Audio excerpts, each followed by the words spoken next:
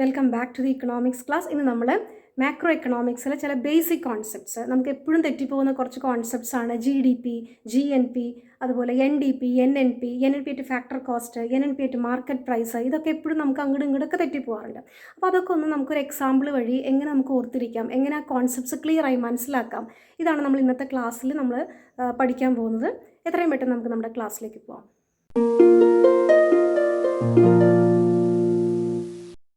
അപ്പൊ നമുക്ക് ആദ്യം GDP എന്താണെന്ന് നോക്കാം.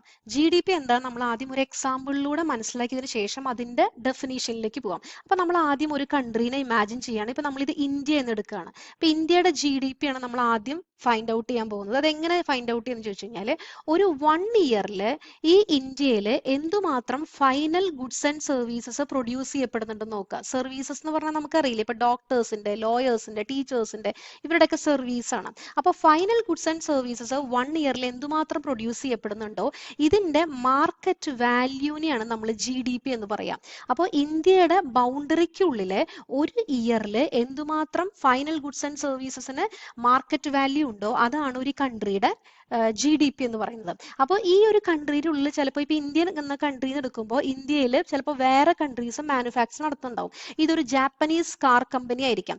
പക്ഷെ ഈ ജാപ്പനീസ് കാർ കമ്പനിയുടെ പ്രൊഡക്ഷന്റെ ഫൈനൽ വാല്യൂ നമ്മൾ ഇന്ത്യൻ GDP-യിൽ കാൽക്കുലേറ്റ് ചെയ്യണം.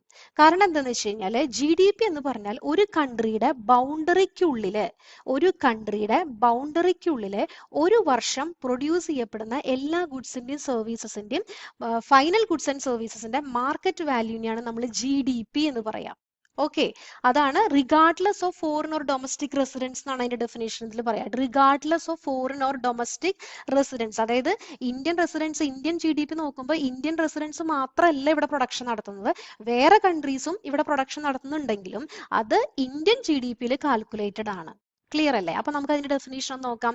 GDP എന്ന് പറയുന്നത് it is the market value of all final goods and services which are produced within the boundary. കണ്ടോ, ആ ഒരു വേർഡ് ഭയങ്കര ഇമ്പോർട്ടന്റ് ആണ്. Within the boundary of a country during 1 year regardless of foreign or domestic residence. ആര് production നടത്തി എന്നുള്ളതല്ല, ഒരു കൺട്രിയുടെ ബൗണ്ടറിക്കുള്ളിൽ 1 ഇയറിൽ നടത്തുന്ന എല്ലാ ഫൈനൽ ഗുഡ്സ് ആൻഡ് സർവീസസിന്റെ മാർക്കറ്റ് വാല്യൂനെയാണ് നമ്മൾ എന്ത് പറയാ, GDP എന്ന് പറയാം. അതായത് GDP എന്ന് പറഞ്ഞു കഴിഞ്ഞാൽ ഒരു കൺട്രിയുടെ ഗ്രോത്തിനെ റെപ്രസെന്റ് ചെയ്യുന്നു എന്നാണ് അതിന്റെ അർത്ഥം. GDP എന്ന് പറഞ്ഞാൽ ഒരു കൺട്രിയുടെ ഗ്രോത്തിനെയാണ് അത് റെപ്രസെന്റ് ചെയ്യുന്നത്. അതായത് ഒരു കൺട്രിയുടെ പ്രൊഡക്ഷൻ ഇൻക്രീസ് ചെയ്യുമ്പോൾ അതിന്റെ അർത്ഥം എന്താണ്, ആ കൺട്രിയുടെ GDP ഇൻക്രീസ് ചെയ്യുന്നുണ്ടെന്നാണ് അർത്ഥം.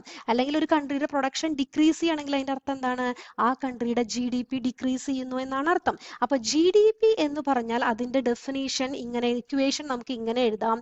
കൺസംഷൻ എക്സ്പെൻഡിച്ചർ, അതിനെയാണ് C എന്ന് പറയാ, പ്ലസ് ഇൻവെസ്റ്റ്മെന്റ് എക്സ്പെൻഡിച്ചർ നമ്മൾ I എന്ന് പറയും, പ്ലസ് ഗവൺമെന്റ് എക്സ്പെൻഡിച്ചർ നമ്മൾ G എന്ന് പറയും, പിന്നെ നെറ്റ് എക്സ്പോർട്ടിനെ നമ്മൾ X മൈനസ് M എന്ന് പറയും. X എന്ന് പറഞ്ഞു കഴിഞ്ഞാൽ എന്താണ്, വാല്യൂ ഓഫ് എക്സ്പോർട്ട് എന്നാണ് അർത്ഥം. എന്തുമാത്രം നമ്മുടെ കൺട്രി എക്സ്പോർട്ട് ചെയ്യുന്നുണ്ട് കമ്മോഡിറ്റീസ്. M എന്ന് പറഞ്ഞു കഴിഞ്ഞാൽ വാല്യൂ ഓഫ് ഇമ്പോർട്ട് എന്നാണ് അർത്ഥം. എന്തുമാത്രം നമ്മുടെ കൺട്രി ഇമ്പോർട്ട് ചെയ്യുന്നുണ്ട് അല്ലെ. അപ്പൊ X മൈനസ് എമ്മിനെയാണ് നമ്മൾ നെറ്റ് എക്സ്പോർട്ട് എന്ന് പറയാം. നെറ്റ് എക്സ്പോർട്ട് എന്നാണ് X മൈനസ് എമ്മിനെ നമ്മൾ പറയാം. അപ്പോൾ GDP-യുടെ ഡെഫിനേഷൻ ഓർത്ത് വെക്കുക. Consumption C plus investment expenditure I plus G plus government expenditure plus X minus M, that is net export. GDP clear അല്ലേ? ഇനി നമുക്ക് GNP എന്താന്ന് നോക്കാം. അപ്പൊ നമ്മളിവിടെ ശ്രദ്ധിക്കുക, GNP എന്ന് പറയുന്നത്, GDP നമുക്ക് ക്ലിയർ ആയി കഴിഞ്ഞിട്ടുള്ളതാണ്. GNP എന്ന് പറഞ്ഞാൽ ഇപ്പൊ നമ്മൾ നേരത്തെ പറഞ്ഞു GDP എന്താ നമ്മൾ പറഞ്ഞു അല്ലെ, ഇന്ത്യൻ GDP എന്ന് പറഞ്ഞു. അതായത് ബൗണ്ടറിക്കുള്ളത് മുഴുവനും അതിന്റെ ഫൈനൽ വാല്യൂ എന്ന് പറയുന്നത് GDP ആണ്. GNP എന്ന് പറഞ്ഞു കഴിഞ്ഞാല് ഇതിപ്പോ നമ്മൾ GNP ആണ് നോക്കുന്നത്, GDP കഴിഞ്ഞു. GNP എന്ന് പറഞ്ഞു കഴിഞ്ഞാല് ഇന്ത്യൻസ് എവിടെ താമസിച്ചാലും അവര് പ്രൊഡ്യൂസ് ചെയ്യുന്ന എല്ലാത്തിന്റെയും വാല്യൂനെയാണ് നമ്മൾ GNP എന്ന് പറയാ. അതായത് ഇപ്പൊ ഇത് ഇന്ത്യ ആണെങ്കിൽ ഇന്ത്യക്കാര് പ്രൊഡ്യൂസ് ചെയ്യുന്നത് മാത്രമാണ് GNP-യിൽ കാൽക്കുലേറ്റ് ചെയ്യുക. അപ്പൊ ഇത് ഇന്ത്യയാണ്, അതുപോലെ തന്നെ ഇത് ജപ്പാനാന്ന് വിചാരിക്കുക. ഇവിടെയും ഇന്ത്യൻസ് കുറെ താമസിക്കുന്നുണ്ട്. അപ്പൊ ഈ ഇന്ത്യൻസ് താമസിക്കുന്നുണ്ടെങ്കിൽ ഇവരുടെ പ്രൊഡക്ഷന്റെ അല്ലെങ്കിൽ അവർക്ക് കിട്ടുന്ന ഏർണിംഗ് നമുക്ക് GNP-യിൽ ഇവിടെ നമുക്ക് ആഡ് ചെയ്യണം. അതുപോലെ ഇവിടെ ഒരു ജാപ്പനീസ് കമ്പനി ഉണ്ടെങ്കിൽ ഇവരുടെ ഏർണിംഗ് എന്ന് പറയുന്നത് GNP-യിൽ നിന്ന് മൈനസ് ചെയ്യണം. അതാണ് ആക്ച്വലി GNP എന്ന് പറയുന്നത്.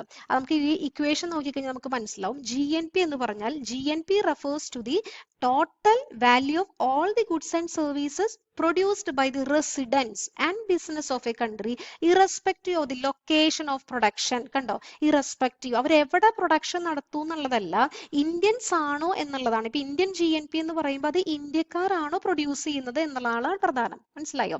അപ്പൊ ഇത് ഇന്ത്യൻ GNP കാണുമ്പോൾ വേറെ കൺട്രീസ് ഇവിടെ പ്രൊഡക്ഷൻ നടത്തുന്നുണ്ടെങ്കിൽ നമ്മൾ അതിന് മൈനസ് ചെയ്യണം ആ വാല്യൂനെ, ഏർണിങ്സിനെ. അതുപോലെ നമ്മുടെ ഇന്ത്യൻസ് വേറെ കൺട്രീസിൽ അവർക്ക് ഏർണിംഗ് കിട്ടുന്നുണ്ടെങ്കിൽ അത് നമ്മൾ GNPയിൽ ആഡ് ചെയ്യും. അതിനെയാണ് നമ്മൾ GNP എന്ന് പറയുക. അതിന്റെ ഡെഫിനേഷൻ ആണ് ഇവിടെ കൊടുത്തിരിക്കുന്നത്. അപ്പൊ GNP എന്ന് പറഞ്ഞാൽ GDP plus net factor income from abroad എന്നാണ് അതിന്റെ ഡെഫിനേഷൻ പറയാ. ഈ net factor income from abroad എന്ന് വെച്ചാൽ എന്താ അർത്ഥം? അതായത് income earned by a countries residence from abroad. കണ്ടോ, എബ്രോഡിൽ നിന്ന് അവർക്ക് കിട്ടുന്ന ഇൻകം, അതിൽ നിന്നും income earned by non residence in the country അത് മൈനസ് ചെയ്യണം. നോൺ റെസിഡൻസ് കൺട്രിയിൽ ഇൻകം ഏൺ ചെയ്യുന്നുണ്ടെങ്കിൽ അത് മൈനസ് ചെയ്യുക. ഇൻകം മറ്റ് കൺട്രീസിൽ ഇരുന്നുകൊണ്ട് നമ്മുടെ ഒരു കൺട്രിയിലുള്ളവർ ഏൺ ചെയ്യുന്നുണ്ടെങ്കിൽ അത് ആഡ് ചെയ്യുക. ഇതിനെയാണ് നമ്മൾ എന്ത് പറയാ? Net factor income from abroad. അപ്പൊ GNP എന്ന് പറഞ്ഞാൽ GDP plus net factor income from abroad ആണ്. അത് മനസ്സിലാക്കി വെക്കുക. ഓക്കെ, അപ്പൊ GNPയുടെ ഡെഫിനേഷൻ നമുക്ക് ഇങ്ങനെ എഴുതാം. GNP is equal to നമുക്ക് ഇങ്ങനെ എഴുതാം: consumption expenditure plus investment expenditure plus government expenditure plus X എന്ന് പറയുന്നതാണ് നെറ്റ് എക്സ്പോർട്സ്, അതായത് വാല്യൂ ഓഫ് ഇമ്പോർട്ട്സും മൈനസ് വാല്യൂ ഓഫ് എക്സ്പോർട്സും. ഞാൻ നേരത്തെ പറഞ്ഞു. പ്ലസ് ഇതിന്റെ കൂടെ സെഡ് എന്നും കൂടി നമ്മൾ എഴുതും. സെഡ് എന്ന് പറയുന്നതാണ് നെറ്റ് ഫാക്ടർ ഇൻകം.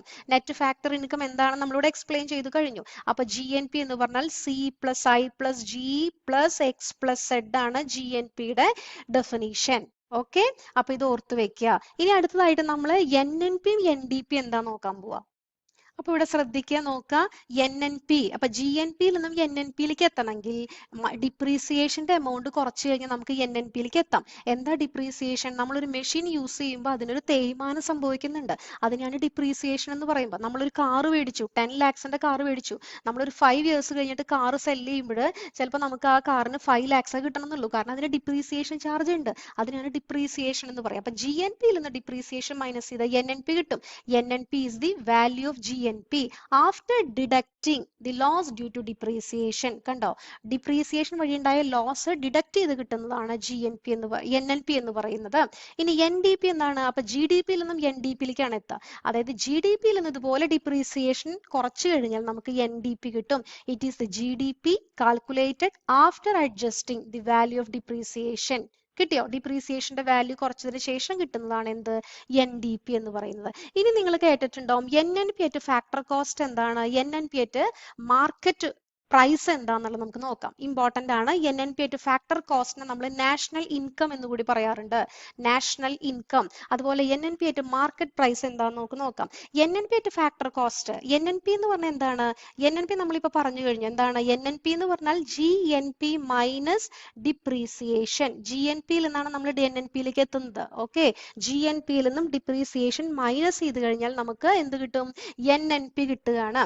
അപ്പൊ ഈ NNP ഫാക്ടർ കോസ്റ്റ് എന്ന് വെച്ചാൽ എന്താ? NNP ആയിട്ട് ഫാക്ടർ കോസ്റ്റ് ആണ് ഫൈൻഡ് ഔട്ട് ചെയ്യേണ്ടത്. ഏതൊക്കെ ഫാക്ടേഴ്സ് ആണ് ഉള്ളത്? നമുക്കറിയാം. ഫാക്ടേഴ്സ് ഓഫ് പ്രൊഡക്ഷൻ എന്ന് പറയുന്നത് ലാൻഡ് ഉണ്ട്, ലേബർ ഉണ്ട്, ക്യാപിറ്റൽ ഉണ്ട്, അതുപോലെ തന്നെ എന്റർപ്രണർ ഉണ്ട്, അല്ലെ? ഈ 4 ഫാക്ടേഴ്സ് ആണ് നമ്മൾ സാധാരണയായിട്ട് പറയാറ്. അപ്പോൾ ഈ ഫാക്ടേഴ്സ് ഉപയോഗിച്ചിട്ടാണ് ഒരു ഇക്കോണമിയിൽ പ്രൊഡക്ഷൻ നടത്തുക. അപ്പൊ ഇതിന് ഓരോന്നിനും ഒരു റിവാർഡ് കിട്ടുന്നുണ്ട്. ലാൻഡിന് കിട്ടുന്ന റിവാർഡ് എന്താണ്?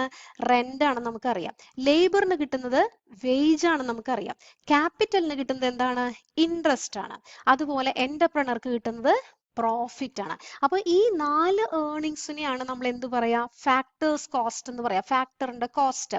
അപ്പൊ ഒരു കമ്മോഡിറ്റി പ്രൊഡ്യൂസ് ചെയ്യുമ്പോൾ നമുക്ക് ഈ ഒരു 4 കോസ്റ്റും സാധാരണ വരാറുണ്ട്. ഇപ്പൊ ഞാനൊരു എക്സാമ്പിൾ പറയുകയാണെങ്കിൽ റെന്റ് 25 എടുത്തു, വേജ് 25 എടുത്തു, ഇൻട്രസ്റ്റ് 25 എടുത്തു, പിന്നെ പ്രോഫിറ്റും 25 എടുത്തിട്ട് ഒരു പ്രൊഡക്ഷൻ നടത്തുകയാണ്. അപ്പൊ ടോട്ടൽ എത്രയായി? 100 ആയി എന്ന് വിചാരിക്കുക. അതായത് ഫാക്ടേഴ്സിന്റെ കോസ്റ്റ് 100 rupees ആയി. പക്ഷെ ഈ 100 rupeesന് എനിക്കൊരു കമ്മോഡിറ്റി മാർക്കറ്റിൽ ചെയ്യാൻ പറ്റുമോ? ഇല്ല. അപ്പൊ മാർക്കറ്റിലേക്ക് വരുമ്പോൾ എന്തുമാത്രം അതിന് ചേഞ്ച് വരുന്നുണ്ട്? ഇത് ഫാക്ടർ കോസ്റ്റ് ആയി കഴിഞ്ഞു. ഓക്കെ. പക്ഷെ മാർക്കറ്റിലേക്ക് വരുമ്പോൾ എന്തുമാത്രം പ്രൈസ് വരുന്നുണ്ട്, അതാണ് മാർക്കറ്റ് പ്രൈസ് എന്ന് പറയാം. മാർക്കറ്റ് പ്രൈസ് എന്ന് പറയുമ്പോൾ ഈ ഫാക്ടർ കോസ്റ്റിന്റെ കൂടെ, ഇത് ഫാക്ടർ കോസ്റ്റ് ആണ്, ഇതിന്റെ കൂടെ ഗവൺമെന്റ് പറയാണ് ഒരു ഇൻഡയറക്ട് ടാക്സ്, ഗവൺമെന്റ് എല്ലാ സാധനങ്ങളും മേടിക്കുമ്പോഴും ഒരു കോസ്റ്റ് വെക്കുന്നുണ്ട്. ഇപ്പൊ ഗവൺമെന്റ് പറയാണ് 10 റുപ്പീസ് ഇത് നിങ്ങൾ ഇൻഡയറക്ട് ടാക്സ് അതിൽ ഇമ്പോസ് ചെയ്യാണ്. അപ്പൊ നമ്മൾ ഈ ഫാക്ടർ കോസ്റ്റിന്റെ കൂടെ 10 റുപ്പീസ് നമ്മൾ ആഡ് ചെയ്തു. ഇനി ഗവൺമെന്റ് പറയാണ് 5 റുപ്പീസ് ഞങ്ങൾ സബ്സിഡി തരാന്ന് പറയാണ്. സബ്സിഡി എന്ന് പറഞ്ഞാൽ എന്താണ്, അതായത് ഗവൺമെന്റ് ഒരു ഫിക്സഡ് ആയിട്ടുള്ള ഒരു എമൗണ്ട് ഈ പ്രൊഡ്യൂസർക്ക് കൊടുക്കുകയാണ്. അപ്പൊ എന്താണ്, ഈ സബ്സിഡി കുറച്ചിട്ട് അവർക്ക് മാർക്കറ്റിൽ സെല് ചെയ്താൽ മതി. അപ്പോൾ പ്ലസ് അല്ല മൈനസ് ആണ്, മൈനസ്.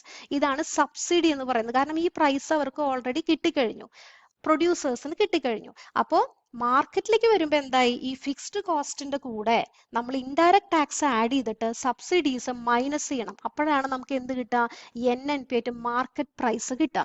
അപ്പൊ NNP ആയിട്ട് ഫാക്ടർ കോസ്റ്റിന്റെ ഇക്വേഷൻ അപ്പൊ ഇതിൽ നമുക്ക് ഉണ്ടാക്കാം അല്ലെ. അപ്പൊ ഇത് മാർക്കറ്റ് പ്രൈസ് ആണ്. NNP ആയിട്ട് മാർക്കറ്റ് പ്രൈസിന്റെ ഇക്വേഷൻ ആണ് നമുക്ക് കിട്ടിയത്. Factor cost plus indirect tax minus subsidy എന്ന് കിട്ടിയത്. അപ്പൊ നമുക്ക് ഫാക്ടർ കോസ്റ്റിന്റെ ഇക്വേഷൻ എങ്ങനെ എഴുതാം, ഫാക്ടർ കോസ്റ്റിന് ഇവിടെ നിർത്തി കഴിഞ്ഞാൽ എങ്ങനെ നമുക്ക് എഴുതാം, മാർക്കറ്റ് പ്രൈസ് മൈനസ് ഫാക്ടർ കോസ്റ്റിനെ ഇവിടെ നിർത്താം, മൈനസ് എന്താണ്, ഇൻഡയറക്ട് ടാക്സിന് അപ്പുറത്തേക്ക് കൊണ്ടുവരാം അല്ലെ. ഇൻഡയറക്ട് ടാക്സ് സബ്സിഡി വരുമ്പോൾ സബ്സിഡി പ്ലസ് സബ്സിഡി എന്ന് ഇങ്ങനെ കൊടുക്കാം. ഓക്കെ. അപ്പൊ ഇതാണ് ഫാക്ടർ കോസ്റ്റ് എന്ന് പറയുന്നത്. NNP ആയിട്ട് ഫാക്ടർ കോസ്റ്റിന്റെ ഇക്വേഷൻ ആണ് ഇത് എഴുതിയിരിക്കുന്നത്. മാർക്കറ്റ് NNP ആയിട്ട് market price minus indirect NNP കണ്ടോ, NNP ആയിട്ട് market price minus indirect tax plus subsidy. അതുപോലെ തന്നെ NNP ആയിട്ട് മാർക്കറ്റ് പ്രൈസിന്റെ ഇക്വേഷൻ ആണ് ഇവിടെ എഴുതിയിരിക്കുന്നത്. NNP ആയിട്ട് മാർക്കറ്റ് പ്രൈസ് എന്ന് പറയുന്നത് NNP ആയിട്ട് factor cost plus indirect tax minus subsidies ആണ്. അപ്പൊ ഈ രണ്ട് ഇക്വേഷനും ഒരു എക്സാമ്പിൾ വഴിയായിട്ട് ഓർത്തിരിക്കുക, അപ്പൊ എളുപ്പമാണ്. അതാണ് ഞാൻ ഇവിടെ എഴുതി വെച്ചിരിക്കുന്നത്. NNP ഫാക്ടർ കോസ്റ്റും NNP മാർക്കറ്റ് പ്രൈസും നിങ്ങളൊരു നോട്ടിൽ നോട്ട് ചെയ്ത് വെക്കുക കേട്ടോ. അപ്പൊ ഇനി അടുത്ത ടോപ്പിക് നമുക്ക് അടുത്തൊരു ക്ലാസ്സിൽ നമുക്ക് അനലൈസ് ചെയ്യാം. നിങ്ങൾക്ക് ക്ലാസ് യൂസ്ഫുൾ ആകുന്നുണ്ടെങ്കിൽ ദയവ് ചെയ്തൊരു ലൈക്കെങ്കിലും ഇടാനായിട്ട് മടി കാണിക്കരുത്. അതുപോലെ ഇത് ആവശ്യമുള്ളവർക്ക് നിങ്ങൾ അയച്ചു കൊടുക്കുക, അത് സബ്സ്ക്രൈബ് ചെയ്യുക, ഷെയർ ചെയ്യുക. Thank you. അടുത്തൊരു ടോപ്പിക് നമുക്ക് അടുത്തൊരു ക്ലാസ്സിൽ പഠിക്കാം. Thank you.